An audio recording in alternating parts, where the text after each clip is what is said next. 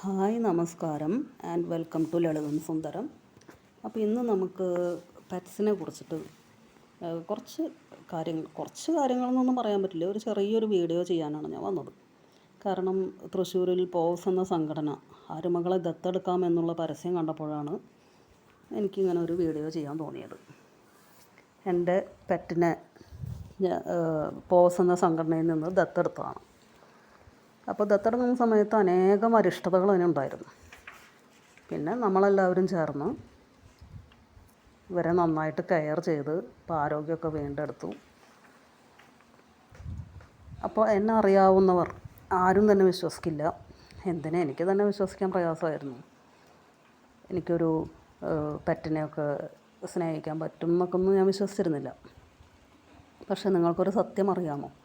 മനുഷ്യരെക്കാൾ സ്നേഹിക്കാൻ വിശ്വസിക്കാൻ പറ്റുന്ന ഏറ്റവും നല്ല അരുമ മൃഗമാണ് ഈ പട്ടികൾ എന്ന് പറയുന്നത്. അപ്പോൾ എൻ്റെ പെറ്റിൻ്റെ പേര് ബ്രൂണോ എന്നാണ്. അപ്പോൾ ഞാനവനെ പല പേരും വിളിക്കാറുണ്ട്. അപ്പോൾ ഞാൻ ചക്രു, ചന്തു എന്നിങ്ങനെ വായിൽ തോന്നുന്ന പേര് മുഴുവൻ അതിനെ വിളിക്കാറുണ്ട്. അപ്പോൾ മുമ്പൊരു വീഡിയോ കണ്ടപ്പോൾ അതിലെ വ്ളോഗർ 2 പട്ടിക്കുട്ടികളെ ഇങ്ങനെ കൊഞ്ചിക്കുന്നതൊക്കെ കണ്ടപ്പോൾ ഞാൻ വിചാരിച്ചു, പിന്നെ ഇതിനെയൊക്കെ കൊഞ്ചിക്കാൻ തോന്നുമോ നമുക്ക്? പിന്നെ ഒരു പരസ്യത്തിൽ എടേ പോടേ എന്ന് വിളിക്കുമ്പോൾ നല്ല ക്യൂട്ടായിട്ടുള്ള 2 പട്ടിക്കുട്ടികൾ ഇങ്ങനെ ഓടി വരുന്നത് കണ്ടപ്പോൾ കുറേശ്ശെ ഒരു ഇഷ്ടം തോന്നി തുടങ്ങി. ഇതിപ്പോൾ കണ്ടോ, ബ്രൂണോ ചുറ്റിപ്പറ്റി നിൽക്കുന്നത് എന്തിനാണ്? ബിസ്ക്കറ്റിന് വേണ്ടിയാണ്.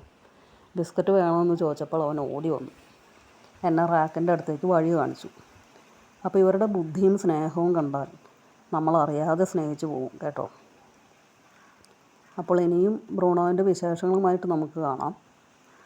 അപ്പോൾ അതിനു മുമ്പ് ഞാൻ മുൻപ് പത്രത്തിൽ വായിച്ചതാണ്, നെതർലാൻഡ്സിൽ ഒരൊറ്റ തെരുവ് നായ്ക്കൾ പോലും ഇല്ലത്രേ. എല്ലാവരും വളരെ പെറ്റ് ഫ്രണ്ട്ലി ആണ്. എല്ലാ വീടുകളിലും പെറ്റ്സ് ഉണ്ട്, അല്ലെങ്കിൽ അവയ്ക്ക് അനുയോജ്യമായിട്ടുള്ള ഷെൽറ്റേഴ്സും ഉണ്ട്.